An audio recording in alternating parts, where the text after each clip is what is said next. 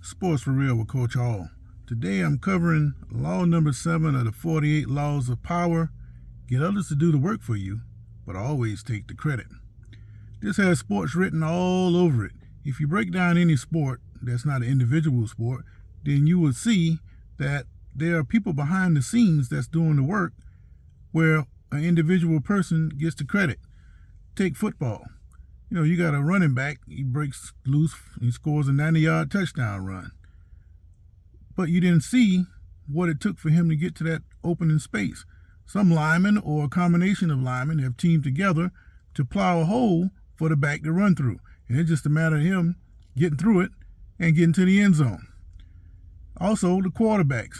How many times have you seen a quarterback flare the ball out to the back, and the back, after catching the ball in the backfield or 1 or 2 yards down the line, and break it for a score? Same thing with wide receivers. But when they talk about in the highlights, they're always emphasizing what the quarterback did. He might have a 90-yard touchdown, but the pass actually only went for like 2 yards.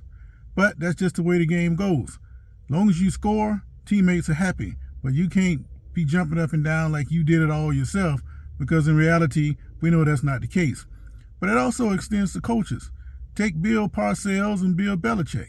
For years, Belichick was an assistant to Parcells, and even though they had a lot of success, all people would primarily talk about is Parcells. But if it wasn't for Belichick behind the scenes with those great defensive schemes he came up with, then Parcells wouldn't have received as much success as he got. And you can see with Belichick's progression through the years as a head coach, how much success he's had. You can see that he greatly enhanced what Parcells was able to accomplish. Now, the most modern example of this is the Kansas City Chiefs. They just went to Washington, D.C. a couple of days ago to the White House, and across town, their former coordinator, Eric Bieniemy, he's starting over brand new fresh in Washington. He's going to be the new OC. He's going to have complete autonomy over the offense, something that, while being labeled as the offensive coordinator, he didn't have that in Kansas City.